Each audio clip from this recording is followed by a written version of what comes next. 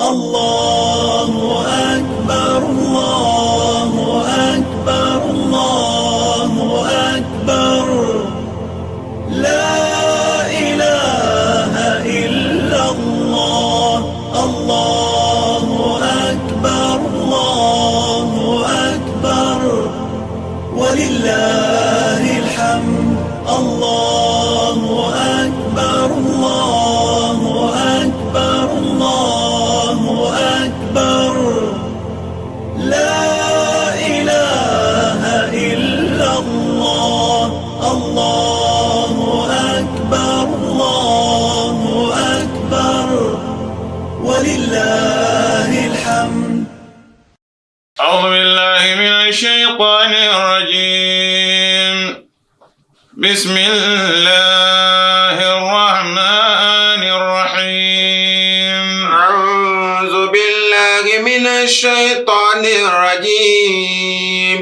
بسم الله الرحمن الرحيم. اللهم أنت ربي لا إله إلا أنت عليك توكلت ما شاء الله كان وما لم يشاء لم يكن ولا حول ولا قوة إلا بالله العلي العظيم. أعوذ بالله من الشيطان الرجيم. بسم الله الرحمن الرحيم. أعلم أن الله على كل شيء قدير وأن الله قد أحاط بكل شيء علما.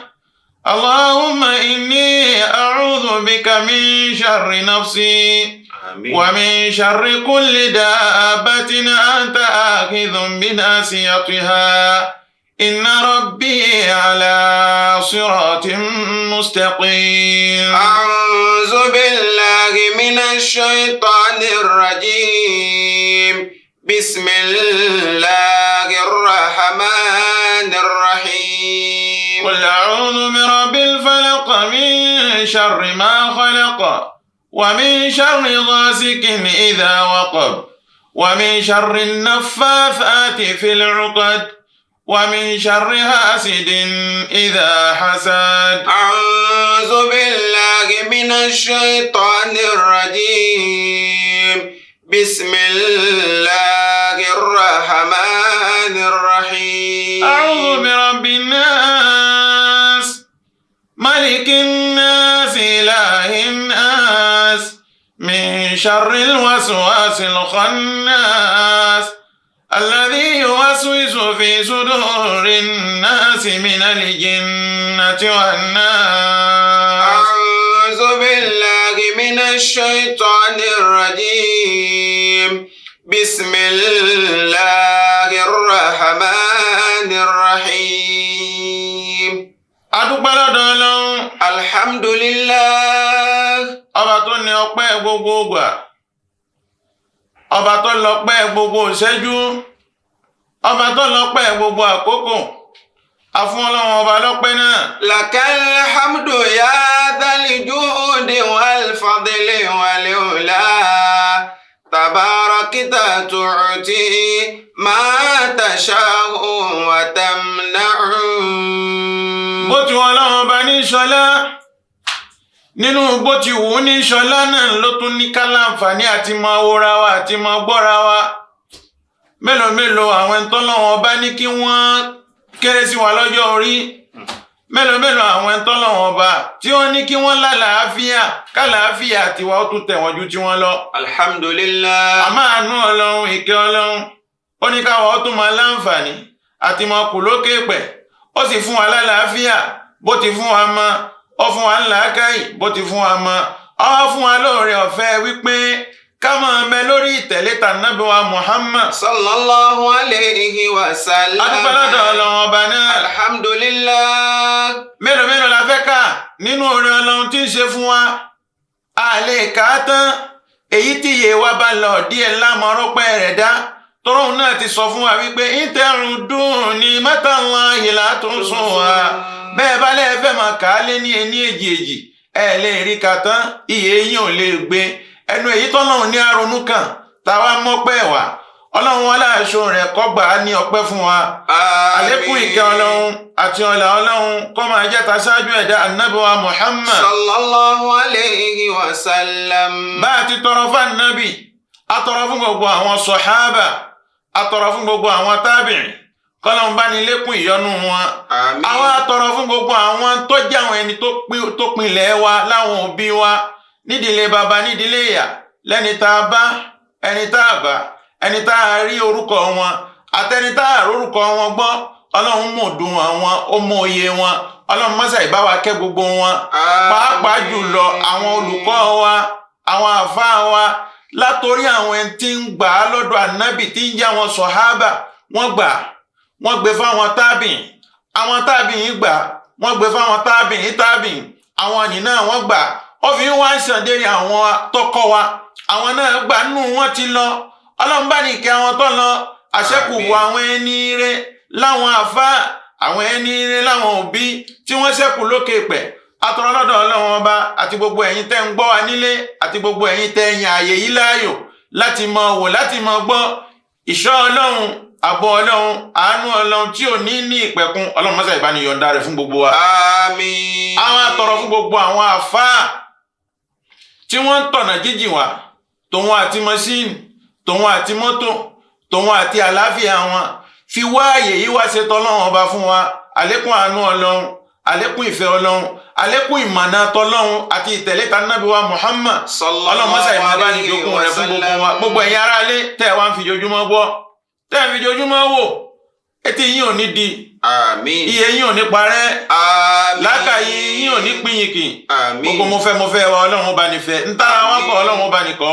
àmín ààyè yìí láàyè ò ní wíwò ọlọ́run bá fa àfirajà dùnú fún yín àmín àtẹ̀yìn àtàwa náà àyè àdéjèrè ọlọ́run níjà débẹ̀ ṣọ́ọ̀tì ọlọ́run la hawla wala quwwata illa billahi al-aliyyil azim. gbogbo àwọn olùṣiṣẹ́ àyè yìí gbogbo àwọn olùtò gbogbo ohun tá a fi ń láǹfààní àti máa wúra wa yìí ọlọ́run abẹ́ ohun tó dí lọ́rọ̀ wọn ọlọ́run bá ní bá a fún wọn gbogbo ẹkún wọn ọlọ́run bá ní sọ́dẹ̀rín ìkáyà òkè wọn ọlọ́run bá ní fi wọn láyà balẹ̀ wọ́n dà wọ́n láàmú ọlọ́run wọlé wípé títọ́ ọlọ́run làwọn náà ń tara iṣẹ́ yìí gbọ́ lójoojúmọ́ títà nábì làwọn náà ń tara iṣẹ́ yìí ṣe ń tó níjoojúmọ́ ọlọ́run wọlé abẹ́ ọjà oríire ayé àtàlùkìyàmọ̀ ọlọ́run bá ní yọ̀ǹda rẹ̀ fún wọn ọlọ́run àmínà ibi à ń lọ òjìnà Masha Allah láì gbàgbé gbogbo àwọn alákìtìyàn àyè yìí láwọn ẹni àná tí wọ́n ti lọ tá à ní dárúkọ láwọn ẹni onítọ́lọ́hún ṣe wọ́n lọ́mọ rẹ̀ tí wọ́n kù atọ́kùnrin wọn àtobìnrin wọn èdè àìyedè ọlọ́run má dá sí wọn láàrin àmín ọlọ́run má bà ṣẹ́ wọn jẹ́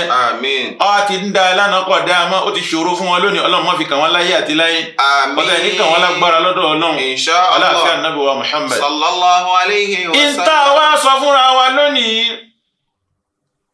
bàbá wa olùdarí wa Mawlaya الدكتور عبد الرحيم شيتو ثاني حفظه الله ورعاه ọlọ́run ọba máṣá ìbá wa pẹ̀lú bàbá náà àmín ọlọ́run bá pẹ̀lú wọn àmín ọlọ́run bá pẹ̀lú wọn ọlọ́run mọ́kúrò ẹ̀mí wọn àmín wọ́n jẹ́ ń ṣì gbé ká àmín wọ́n ti rú báyìí ọlọ́run jẹ́ sọ ọ́ rí jẹ́ rẹ̀ ní ire sọ fún àtọ́jú àtẹ̀yìn wọn ọlọ́run náà wọ́n bàjẹ́ sí kan mẹ́fí kárí gbogbo àwọn àfáà tó ṣe àmínà tí ń gbọ́ wa tí sì ń ṣe àmínà fún wa báyìí láì gbàgbé ọgbà mọ́ríkàsì lọ́wọ́ ọlọ́mọdé ọ̀dàrú láyé àti láyé ọlọ́mọdé ọ̀dàrú láyé àti láyé gbogbo àtọ̀lẹ̀dọ́lẹ̀ tó jáde mọ́ríkàsì àti èyí tí mẹ́mẹ́ lónìí àti àwọn ahlul bait àti àwọn abunawul bait ọlọ́run ọba má jẹ́ kí kan dàrú mẹ́ ọlọ́run má jẹ́ kí kan dàrú mẹ́ ibi tá a wá ń lọ jìn afá Abdul Ghaffar akramakumullahu al-karim ta'amulun nabi ẹ gbọ́ sallallahu alayhi wa sallam ma'a azwajihi àjọṣepọ̀ tí ń mẹ láàrin ànábì wa Muhammad ìbáṣepọ̀ láàrin ànábì àtàwọn aya rẹ̀ wa auladihi ìbáṣepọ̀ láàrin ànábì àtàwọn ọmọ rẹ̀ sallallahu alayhi wa sallam ẹnu tá a ní fúnra wa lónìí nìní báwo lànábì ti ń ṣe pẹ̀lú àwọn ìyàwó báwo lànábì ti ń mọ́ ṣe pẹ̀lú àwọn ọmọ rẹ̀ sallallahu alayhi wa sallam. kátó wá mẹ́nu bà nǹkan kan mi àfa àwọn Abdul Ghaffar. akramakumullahu al-karim. wíwí tá a fẹ́ wí yìí nìkan kọ́ la fẹ́ káwọn ará alẹ́ ọgbọ́. wíwí tá a fẹ́ wá kì í ṣe pé àwa jòkó mi láti wá pàtàkì Ànábì wa Muhammad fún wa. àwa yìí láti wá sọ bá nábì tí máa ń ṣe pẹ̀lú àwọn aya rẹ̀ bá nábì tí máa ń ṣe pẹ̀lú àwọn ọmọ rẹ̀ káwa náà lè mọ̀ bá a ti máa ń ṣe pẹ̀lú aya wa. Allahu akbar. káwa náà lè mọ̀ bá a ti máa ṣe pẹ̀lú àwọn ọmọ wa. èyí tá a bá wá gbọ́ mbẹ̀ tó ṣe déédéé èyí tá a ti ń bá bọ̀ látẹ̀yìnwá tá a náà ti ń hu níwà ńlé ká lè múra mọ́. Masha Allah. èyí tá a bá rí pọ́yìn gẹ́ ká ṣàtúnṣe rẹ̀ ntana Muhammad bẹ fún wa fún ni. Sallallahu alayhi wa sallam. ẹwà tọdún tó ti lọ tòun ti bẹ àyẹkọ ọkọ lára rẹ̀ ńgbà Ọlọ́run ti lóhùn gbé kalẹ̀ Ọlọ́run sọ fún wa wípé a'udhu billahi minash shaitanir rajim Ọlọ́run ní laqad ja'akum rasulun min anfusikum afamdu ghafar. A'udhu billahi minash shaitanir rajim bismillahir rahmanir rahim laqad ja'akum rasulun min anfusikum. Ọlọ́run ní àti yẹn ń ṣe fún yín tí gbogbo ayé náà sì ti mọ̀ laqad ja'akum rasulun min anfusikum. kì í sọ̀rọ̀ tó tuntun létí gbogbo wa náà ti mọ̀ ó sì ti hàn sí wa kò sí ní tá a tó fẹ́ máa rò ń bẹ̀ a ti mọ̀ wípé Ọlọ́run ò dá wa lásán ó dá wa ọ̀fọ̀nàmọ̀ wa ó sì yan òjíṣẹ́ fún wa tá a wá lẹ́ni ó yàn ó ní min anfusikum àyẹn ẹranko fún yín ká fi ṣòjíṣẹ́. Min anfusikum. láàrin bá a ti bí yín náà wọ́n bí òun náà. Min anfusikum. bẹ́ẹ̀ náà bá rí bàbá tọ́ka sí òun náà rí bàbá tọ́ka sí bẹ́ẹ̀ bá rí ìyá tọ́ka sí òun náà lẹ́ni ó royún rẹ̀ sínú torí kó máa di àní lèmi Ọlọ́run bá fi ṣe é bẹ́ẹ̀. Azizun alayhi ma anittum. Ànábì wa Muhammad tá a wá rán sí yín yìí. Sallallahu alayhi wa sallam. èèyàn nìyí ṣùgbọ́n ó yàtọ̀ sí dídá yín. tá a bá ní bá a ti bí wa náà wọ́n bí. Naam. bá a ti royún wa náà wọ́n royún ẹ̀. bá a ti ní baba náà ló ní baba. bá a ti níyà náà ló níyà. bẹ́ẹ̀ ni o ṣùgbọ́n adá òun ní dídá tó yẹ pé ti yín ọ̀farajọ́ ń tá a sì rán wá sí láàrin yín ni wípé azizun alayhi ma anittum gbogbo àwọn tápá yín ọ̀ká gbogbo àwọn ibi tọ́rọ̀ yín kù sí gbogbo àwọn ibi tí ò ṣe déédéé gbogbo ibi tẹ́ ti ṣubú gbogbo àwọn mashaqat gbogbo àwọn nǹkan tó yẹ pé yóò fẹ́ mú yín kọlu bínú Ọlọ́run. Allahu akbar. a gbé e kalẹ̀ fún yín kẹ́ ẹ máa wò ó fìrìn. Azizun alayhi ma anittum. harisun alaykum. Harisun alaykum. aláàbò yín ni aláàánú yín ni olùṣàtọ̀nà yín ni kì í sì ṣẹni tí ń kọjá àlà Ọlọ́run. Allah. bẹ́ẹ̀ wá lóhun ò ní wo tànàbì fi kọ́ sí ìtumọ̀ tó kù wá kù mọ́. Sallallahu alayhi wa sallam. ẹ̀rí Al-Qur'ani ní laqad kana lakum fi rasulillahi uswatun hasana liman kana yarju Allaha wal yawmal akhir. bá a bá fẹ́ sọ dáadáa láyé tá ní sinmi tá tọmọ tí ó yè tí ilé wa ó tutù láàrin àwa àti ìyàwó wa Abdul Ghafari tí ò ní sí gbọ́n mi ò tó gbọ́n mi sí omi ò tó tá lálàáfíà tí ilé wa ó di ilé aláyọ̀ àfi ká kọ́ṣe ànábì sallallahu àfi ká tẹ̀lé tànábì àfi ká wo ìwà ànábì fi hùwà ẹ wá jẹ́ á lọ báwo lànábì ti ṣe. sallallahu alayhi wa sallam.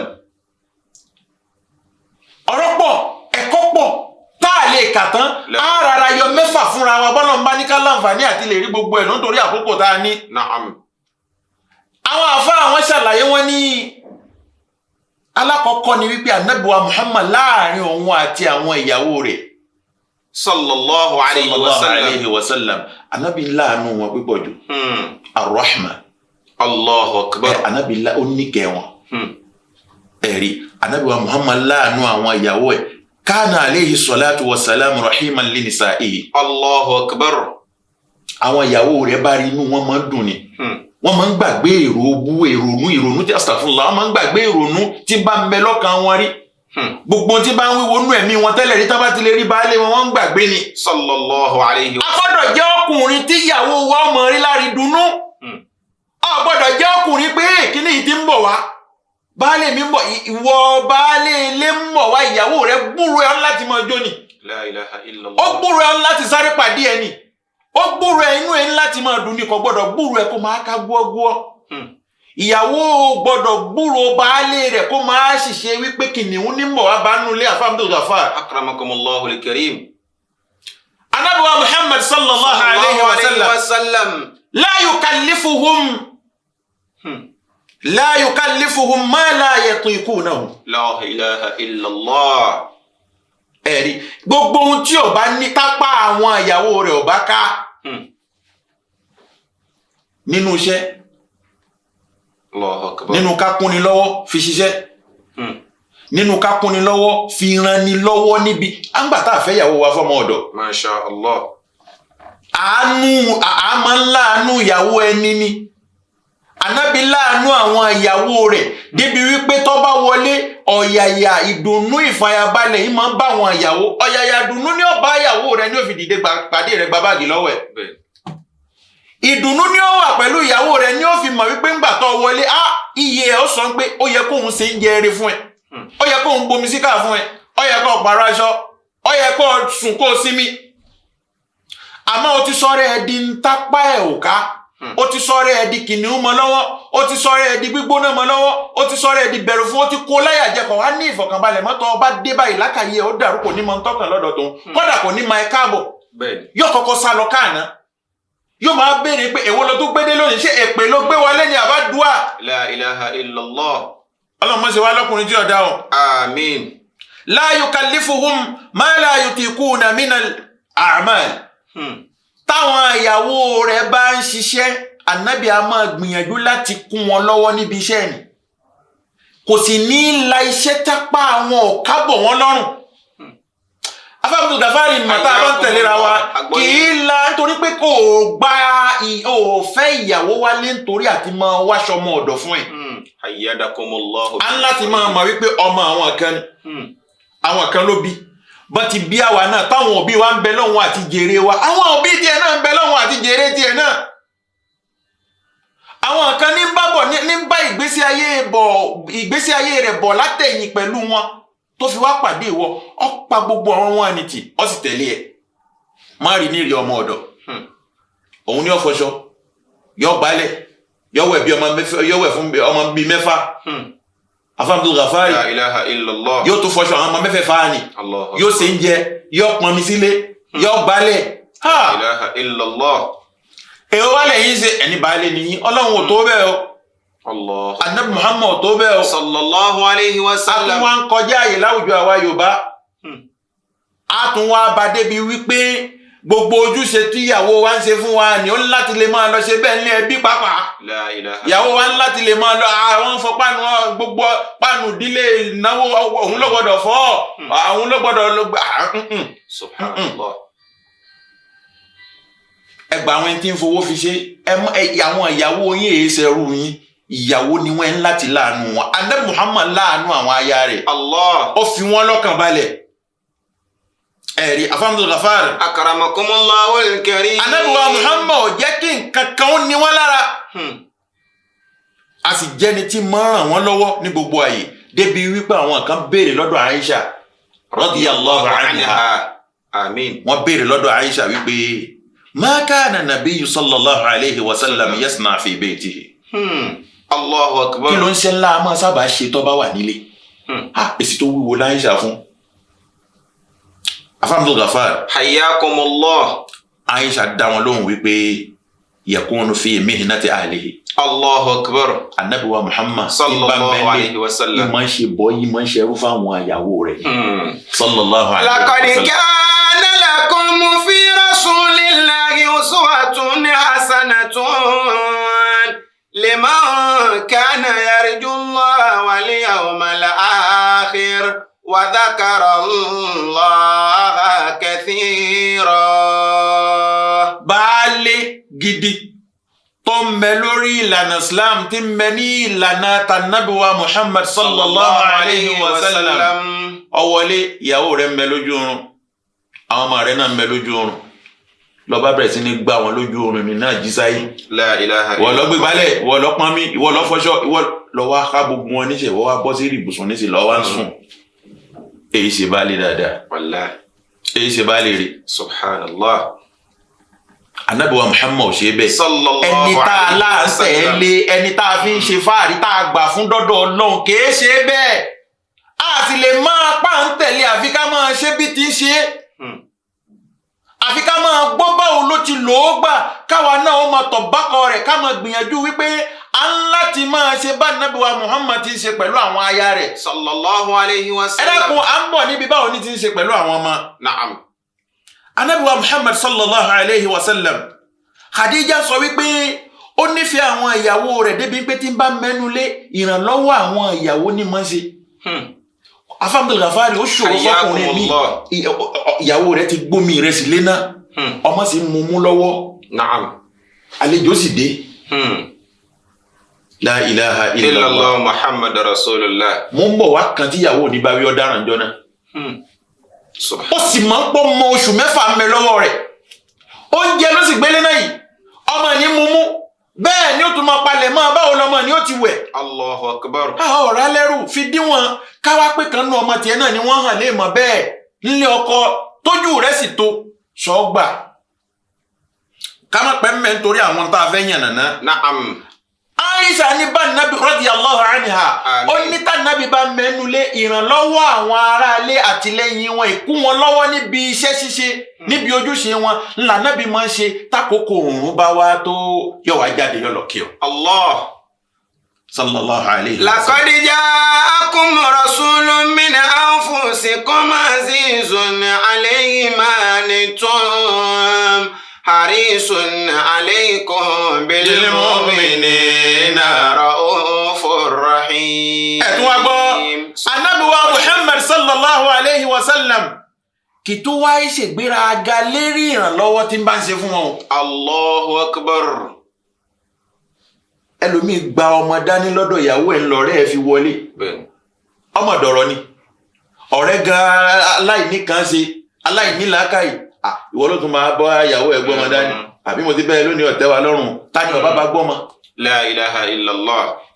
kí ni ṣe ẹ́ tí ìyàwó rẹ̀ ò lè gbọ́mọ dání kí wọ́n mú gbálẹ̀ kan ọba gbálẹ̀. ìyàwó rẹ̀ ní láti sọ fún ẹ náà wípé ẹ dákun aṣọ tí mẹ́nu omi ẹ bá mi sá nítorí èyí tí mò ń ṣe yìí ìwọ náà rí láàánú ẹ. fi ìwà fi rajà dùnú kalẹ̀ fọ́wọ́n ọmọ tiẹ̀ náà lọ́la nítorí ibi tí wọ́n bọ́ sí. Allahu akbar. èèmọ̀ tọ́mọ mi kò ń lé ọkọ lónìí ntí bàbá rẹ̀ rà kalẹ̀ lára ìyá rẹ̀ ni. La ilaha illallah. ọwọ́ ni ọmọ rẹ̀ sunkún wálé ọwọ́ ni wọ́n lé wálé ìwọ wo ni wọ́n fi ìyá rẹ̀ dá ǹjẹ́ ò fi ìyá rẹ̀ lọ́kàn balẹ̀ ǹjẹ́ ò tọ́jú ẹ̀. ẹlẹ́ẹ̀kejì. Na'am. Abdul Ghafar. Hayyakumullah. Ànábì wa Muhammad a máa bá àwọn aya rẹ̀ lò fẹ́ pípọ̀ jù. Sallallahu alayhi wa sallam. lẹ́yìn ìgbà tó láàánú wọn a máa fìfẹ́ hàn wọ́n pípọ̀ jù. níbi ìfìfẹ́ hàn àwọn aya ẹni Abdul Ghafari. Hayyakumullah. kọ́dà Ànábì wa Muhammad sallallahu alayhi wa sallam tó bá gẹṣin àtúgbé Aisha náà gẹṣin. orí ọ̀rẹ́ wa ra mọ́tò ni ìyàwó rẹ̀ ń ṣiṣẹ́ ká sọ pé irú ẹ̀pẹ́ ibi tá a ti gbà kọjá nísìnyí. Na'am. ó sì ń kó láàrin ìgboro Kútọ́nù wa ní àyín òun gbé mọ́tò ń lọ sájàṣẹ́ wàláhì ó ní lára láti dúró de ìyàwó ẹ̀ láti gbé débi iṣẹ́. Subhanallahil azim. kò lè fi ọkọ̀ fi gbé láàrin ìhín sọ́jà tọpá kò lè gbé débẹ̀ ayé mọ pariwo lé lérí ni.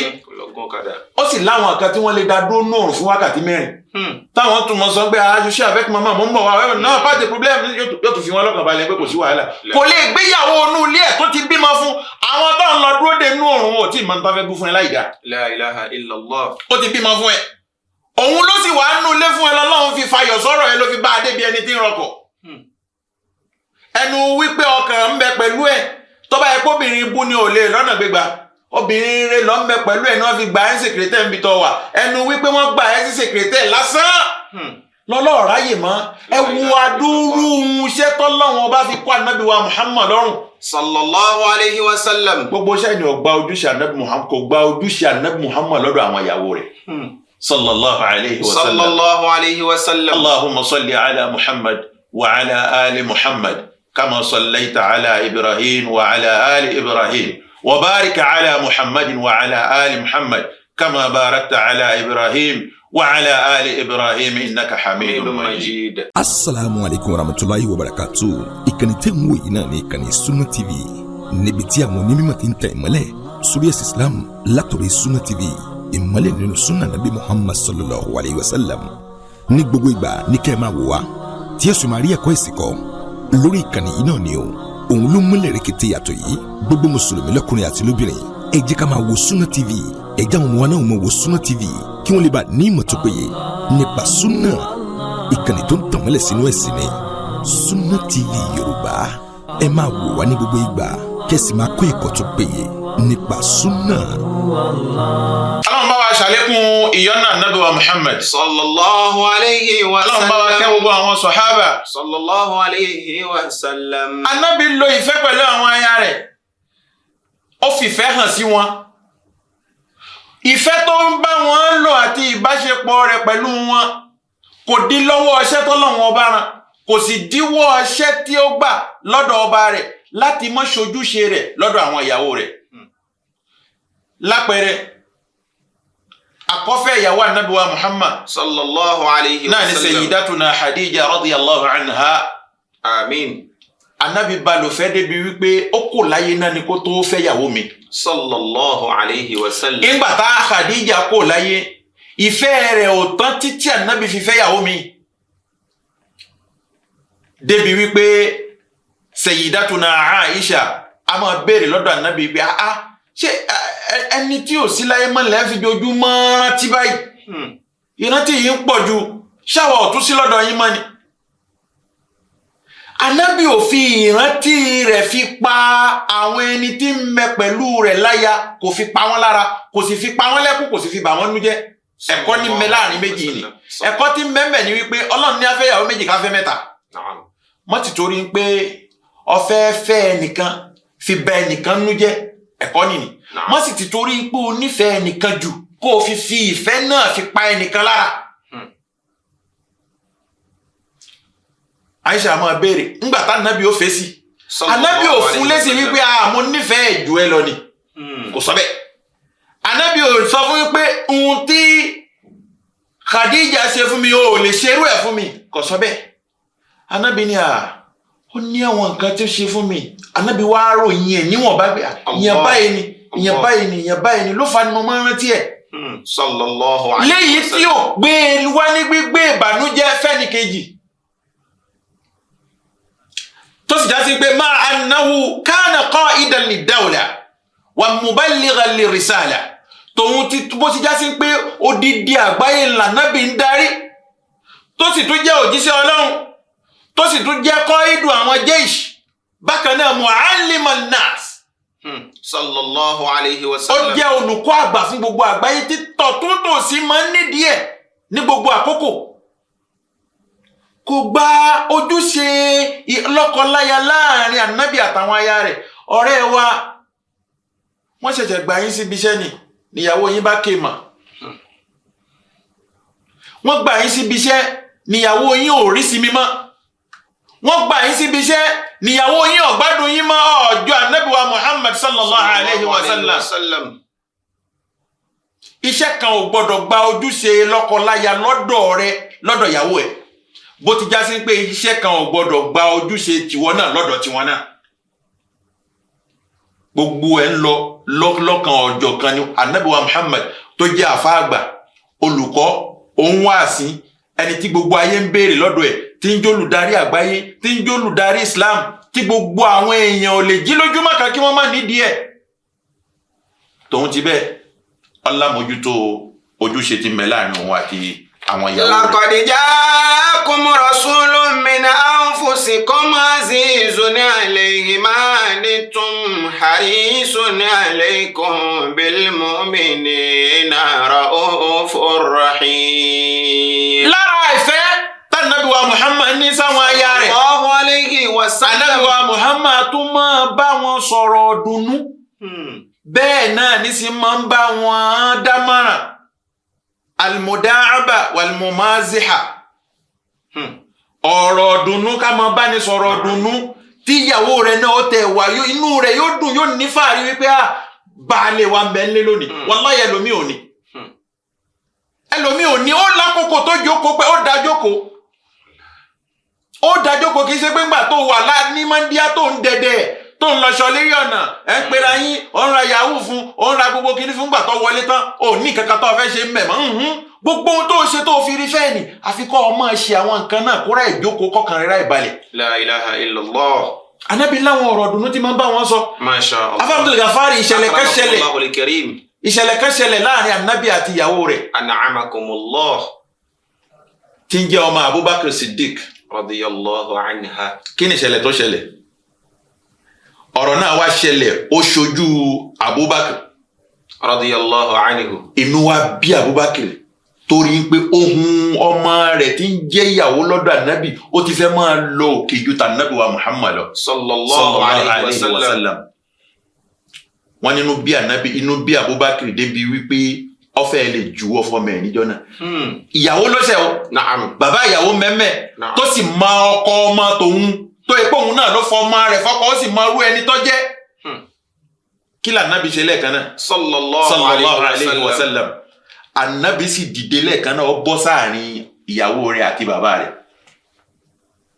Láníyàn wípé kí ló má bí Abubakar débi wípé kó yọwọ́ bọ́ọ̀lù.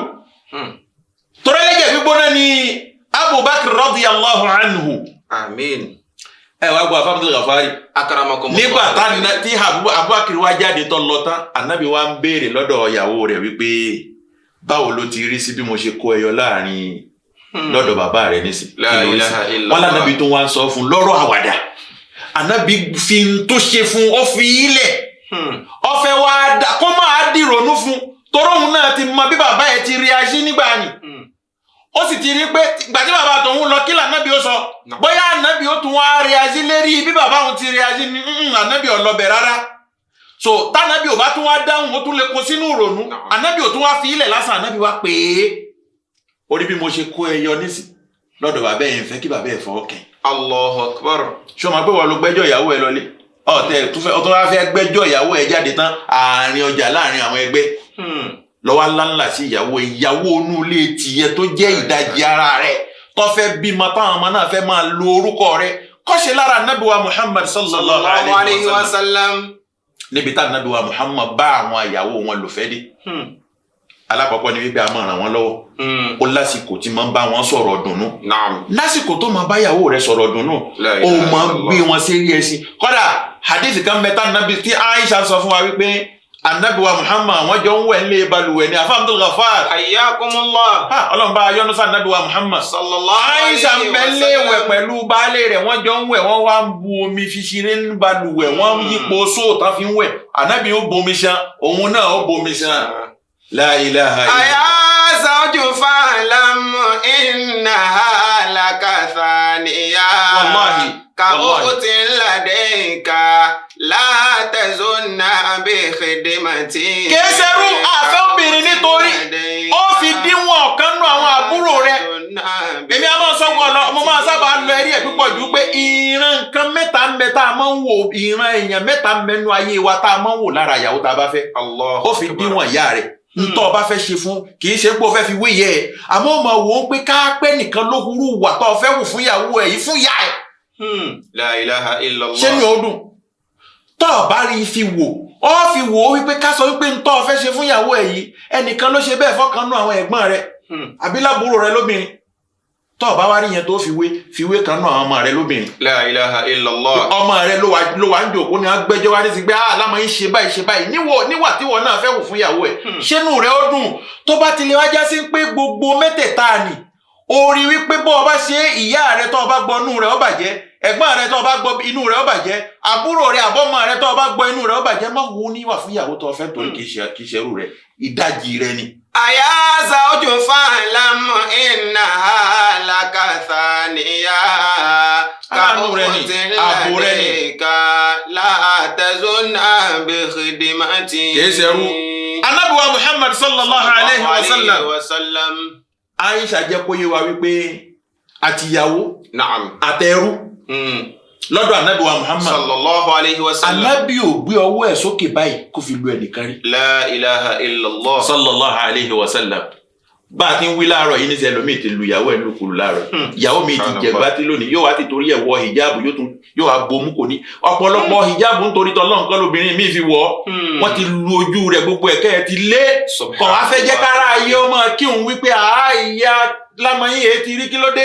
Yóò wá wọ hijabu torí ẹ̀. Subhanallahil azim. Ìyà ló jẹ ó ti lù lùkulù. La ilaha illallah. anabi sì ti kọ́ wa nítorí ìṣesí anabi pẹ̀lú ọ̀rọ̀ rẹ̀ ń jọra wọn ni anabi ni la tadribal wajha wala yuqabbiha wala tuqabbiha. La ilaha illallah. má bú ìyàwó ẹ̀ má sì lù kí ni ìyàwó ẹ̀ ṣe fún ẹ tó wájá sí pé ò wá ní rí nǹkan kan tọ́mọ ẹlòmíì ti pe ìyàwó ẹ̀ lélẹ́rí ibú láàárọ̀ yìí. Subhanallah. ẹlòmíì ti pe ìyàwó rẹ̀ lólè níbi tí ilẹ̀ gbé mọ́dé yìí ó ti pè é láṣìírí níbi tí ilẹ̀ gbé mọ́dé yìí.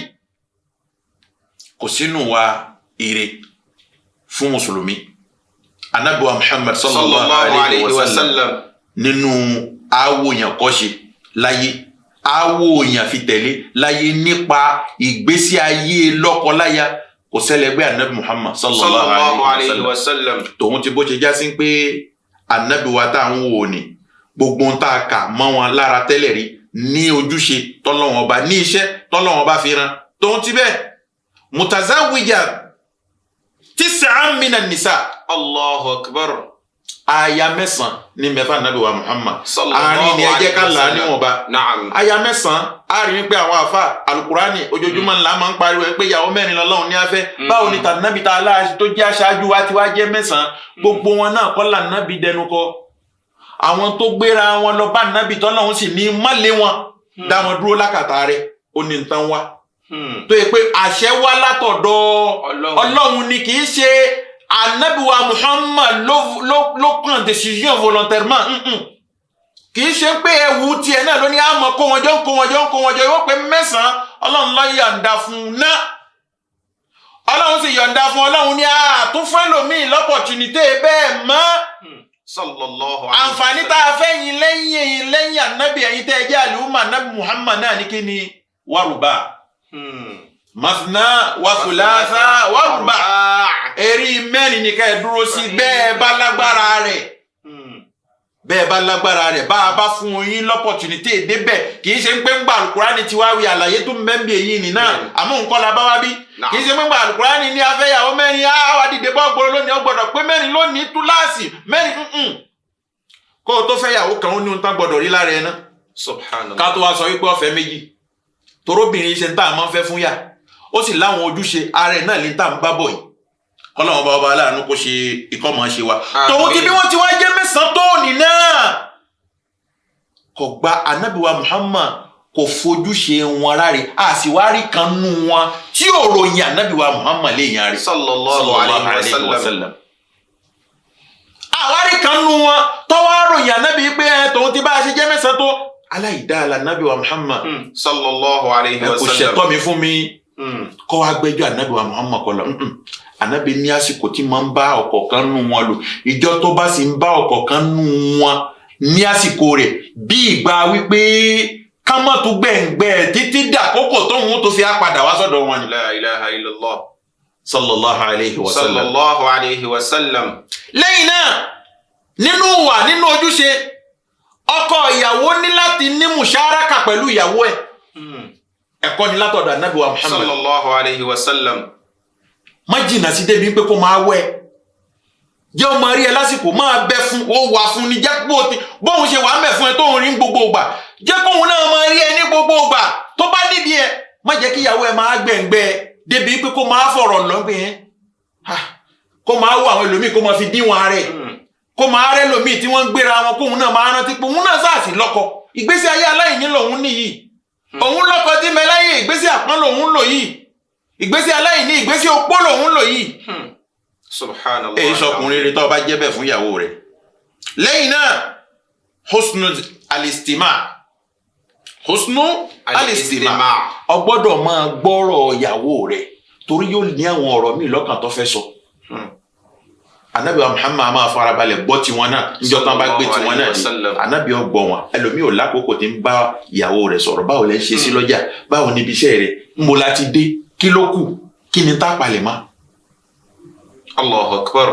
Kò bá a sọ̀rọ̀ ìgbésí ayé rẹ̀ débi yóò bá sọ̀rọ̀ ẹ̀sìn tó sì já sí pé aṣáájú wa olùkọ́ wa àgbà Ànábì wa Muhammad ta'ala ń tẹ̀lé sallallahu alayhi wa sallam gbogbo ìgbà ní máa ń kọ́ wọn lẹ́kọ̀ọ́ lórí tọlọ́hun yóò máa kọ́ wọn lẹ́kọ̀ọ́ lórí tànàbí wa Muhammad ọ̀rẹ́ wa ò báyàwó rẹ̀ jà nítorí ìrun rí kò báyàwó rẹ̀ jà nítorí kò wẹjá nọ́mbà rí kò báyàwó rẹ̀ jà nítorí ó ṣírílẹ̀ rí kò báyàwó rẹ̀ jà nítorí pọ́tọ́fẹ̀ ní rí kò báyàwó rẹ̀ jà nítorí pọ́ndì mẹ́sì rí nítorí oúnjẹ yìí náà.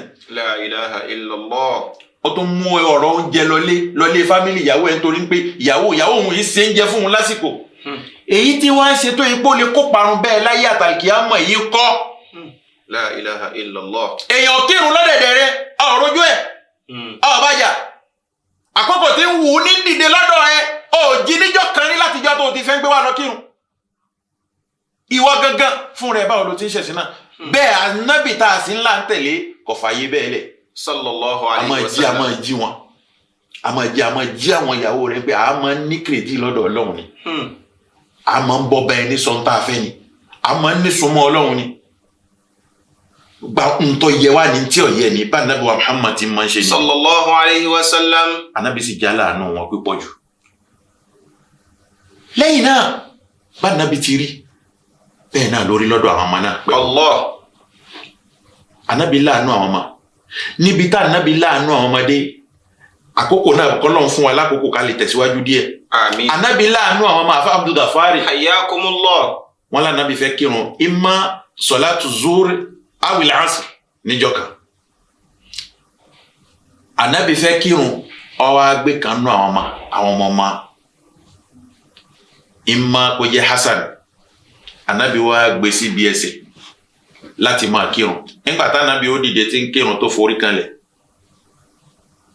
Hasan wá gun eré anabi wa Muhammad sallallahu alayhi wa sallam débi wípé anabi ò lè gbérí kó ń sùjúdù ní títí fọ́pọ̀lọpọ̀ àkókò anabi wa pẹ́ forí kalẹ̀ nígbà tá anabi wa dìde tó sálámà bù ṣe àwọn sọ̀hábà wa ń béèrè bí a irú forí kalẹ̀ tá a lọ lónìí gẹ́gẹ́ bí ìṣe tí wọ́n yìí lọ wọ́n yìí rí kankan kan fẹ̀mí fòódà wọ́n béèrè náà ni wọ́n wá béèrè pé èyí ti rí rúkú sùjúdù náà ọkà mọ̀mọ́ lónìí báwo ló ti jẹ́ anabi ní ẹ̀mọ́ wò ó ti ọmọ tí ń bẹ pẹ̀lú mi ọmọ ńlógún ló jẹ́ ń pẹ́ mo sì fi ilẹ̀ kó ṣe ń tọ́fẹ́ ṣe kọ́ tẹ́rẹ̀ ẹ̀ lọ́rùn náà mahabbatan lahu.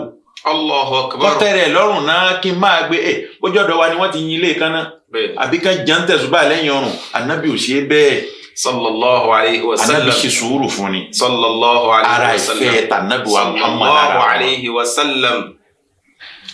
anabi nífẹ̀ẹ́ àwọn ọmọdé bíi wípé Fatima lọ ilé ọkọ anabi òye lọ ṣàbẹ̀wò rẹ̀. sallallahu alayhi wa sallam. bẹ́ẹ̀ ni sì máa ń fún ní mọ̀ràn ni máa ń kọ́ lẹ́kọ̀ọ́ máa ń fún ní mọ̀ràn máa ń kọ́ lẹ́kọ̀ọ́ sọ̀hábà kan bẹ lọ́dọ̀ anabi njọ́ kan. sallallahu alayhi wa sallam.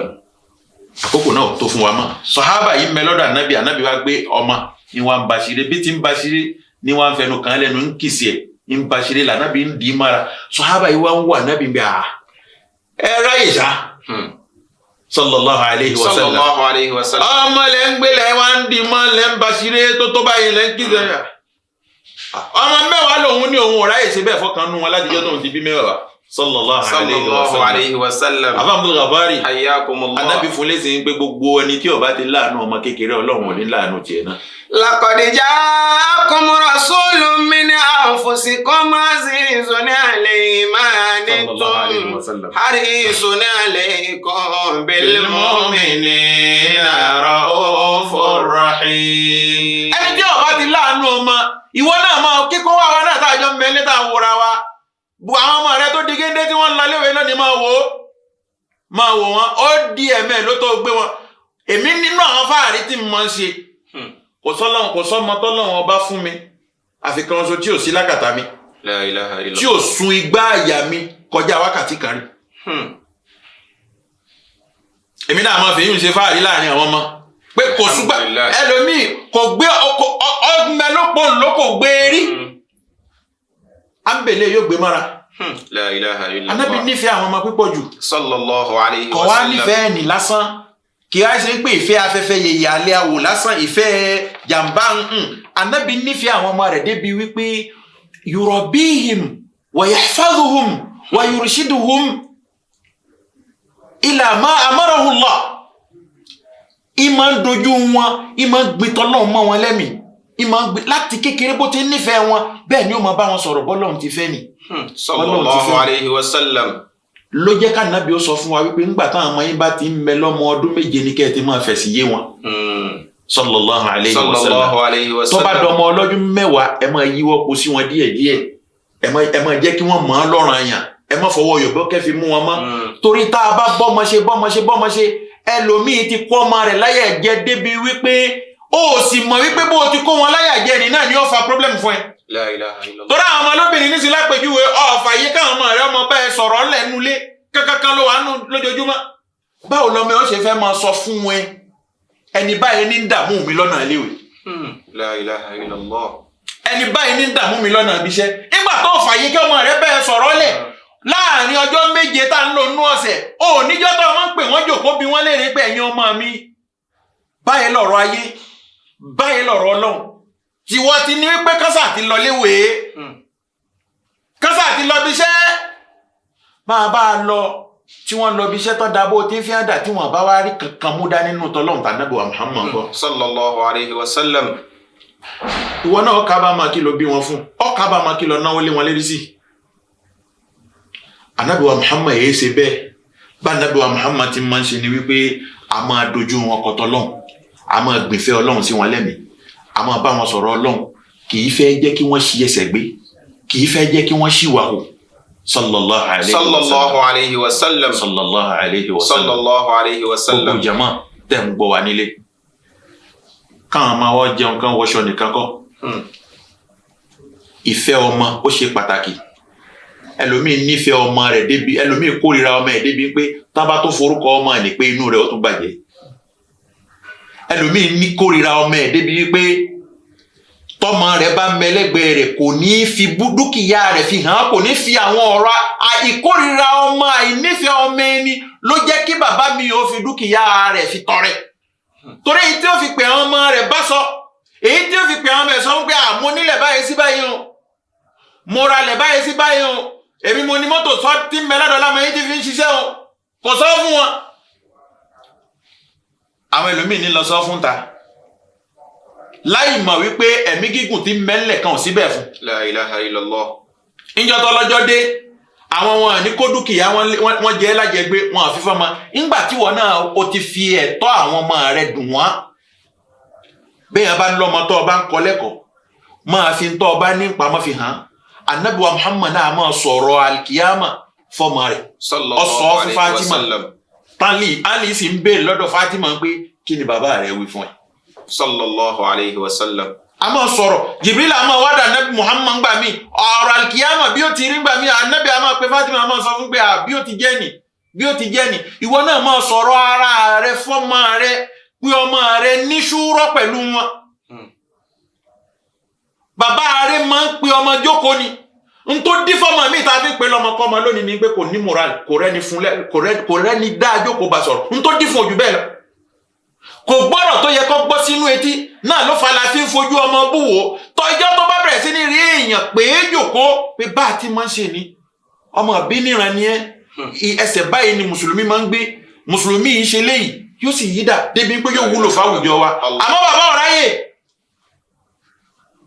bùlọ náà ló máa gbọ́ tó bá sì ti lọ láàárọ̀ ó dòru láàrin ọjọ́ 7 Ànábì ò ṣe bẹ́ẹ̀ kò sì kọ́ wa lẹ́kọ̀ọ́ bẹ́ẹ̀ ọ̀làkókò tó fi máa bá àwọn ìyá wọn sọ̀rọ̀ baálé sàn máa ń lákòókò tó yẹ pé ìyàwó rẹ̀ náà pápọ̀ tẹ̀ sọ wípé kó máa ṣiṣẹ́ kó rántí pé tí baálé mi bá mẹ́mí ni in tí mo ń ṣe yìí yóò ti dìde wá mo jẹ́rìí ẹ̀.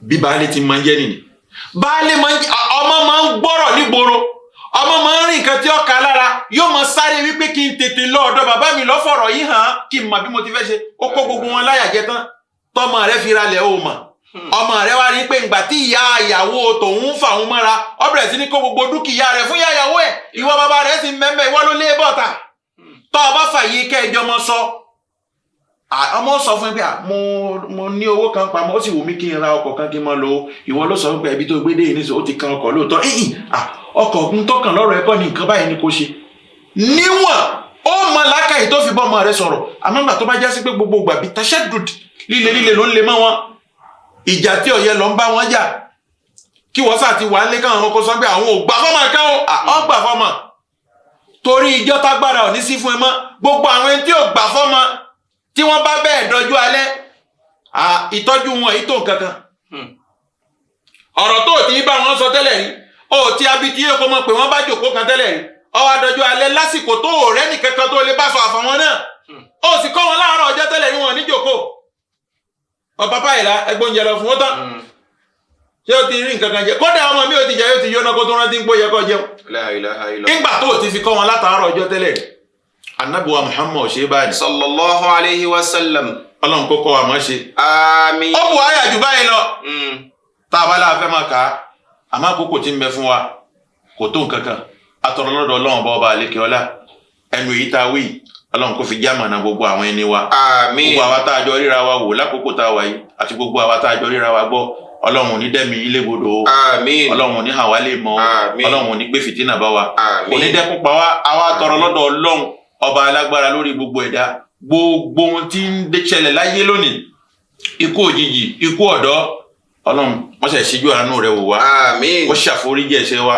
ó fi wálé náà ọlọ́run má ṣe àkókò yìí lópin àkókò tá a lò láyé fún wa bẹ́ẹ̀ mi wọ́n bá gùn ọlọ́run jẹ́ ogun lórí ti Islam lókun gùn lórí tẹ̀lé tà nàbí wa Muhammad má wàá jẹ́ agbénu ìṣẹ́pìtàn ọ̀rọ̀ ọlọ́run má jẹ́ agbédùbúlẹ̀ àárẹ̀ ló gbà ọlọ́run má jẹ́ wá máa wà níbi kódà má jẹ́ máa mukùn sínú kódà ọba tí ń ṣàfọ̀mọ́ ọkàn ẹni kó ṣàfọ̀mọ́ wájú bá ti lérò lọ oríire ayé àtàkìyàmọ̀ ọlọ́run má ṣe ìbá wa yọ̀ǹda rẹ̀ fún wa gbogbo pàpín wàhálà wa náà ní kọ́lọ́run sáà jẹ́ kọ́rọ̀ wa já sí الجنة سبحان ربك رب العزة عما يصفون وسلام على المرسلين والحمد لله رب العالمين الله أكبر الله أكبر الله أكبر لا إله إلا الله الله أكبر الله أكبر ولله الحمد الله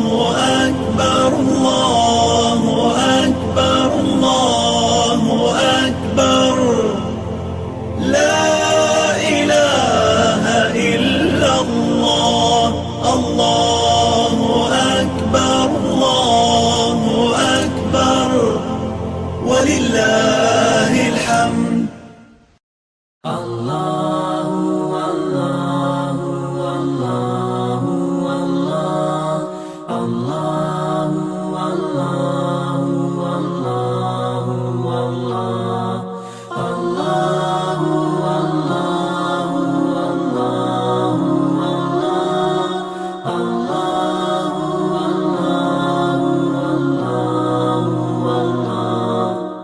سبحان الله والحمد لله ولا إله إلا الله والله أكبر ولا حول ولا قوة إلا بالله العلي العظيم ولا حول ولا قوة إلا بالله العلي العظيم سبحان الله والحمد لله ولا إله إلا الله والله أكبر ولا حول ولا قوة إلا بالله العلي العظيم الله الله الله الله الله الله الله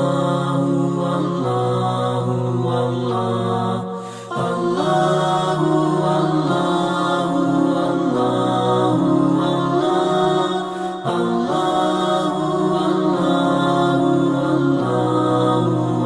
الله سبحان الله والحمد لله ولا إله إلا الله والله أكبر ولا حول ولا قوة إلا بالله العلي العظيم ولا حول ولا قوة إلا بالله العلي العظيم سبحان الله والحمد لله ولا إله إلا الله والله أكبر ولا حول ولا قوة إلا بالله العلي العظيم. الله الله الله الله الله الله الله الله الله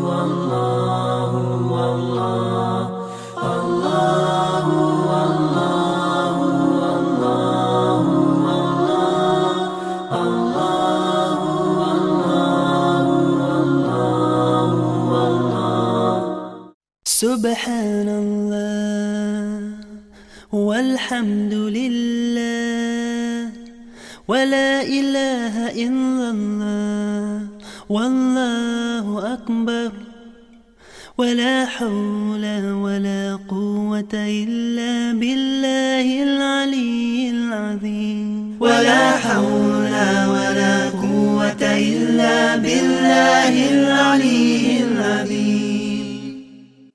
سبحان الله والحمد لله ولا إله إلا الله والله أكبر ولا حول ولا قوة إلا بالله العلي العظيم. الله الله الله الله الله الله الله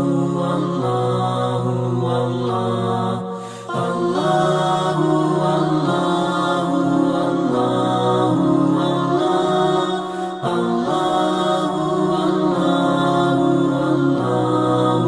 الله سبحان الله والحمد لله ولا إله إلا الله والله أكبر ولا حول ولا قوة إلا بالله العلي العظيم. ولا حول ولا قوة إلا بالله العلي العظيم. سبحان الله والحمد لله ولا إله إلا الله والله أكبر ولا حول ولا قوة إلا بالله العلي العظيم. الله الله الله الله الله الله الله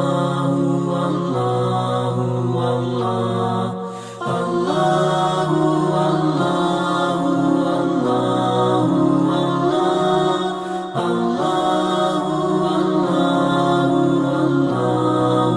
الله سبحان الله والحمد لله ولا إله إلا الله والله أكبر ولا حول ولا قوة إلا بالله العلي العظيم. ولا حول ولا قوة إلا بالله العلي العظيم.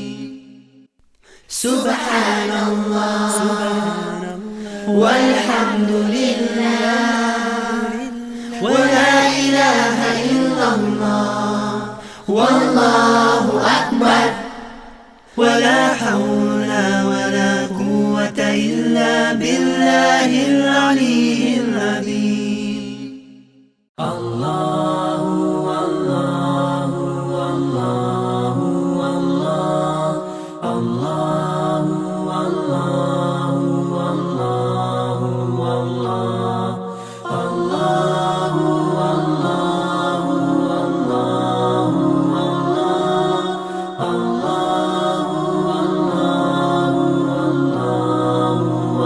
الله سبحان الله والحمد لله ولا إله إلا الله والله أكبر ولا حول ولا قوة إلا بالله العلي العظيم. ولا حول ولا قوة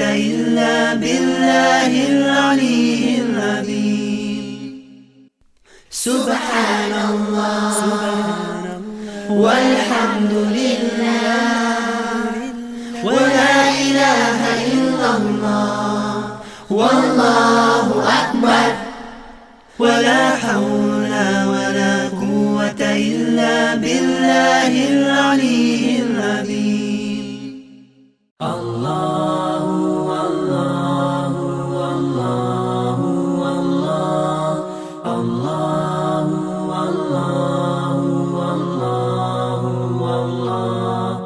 الله الله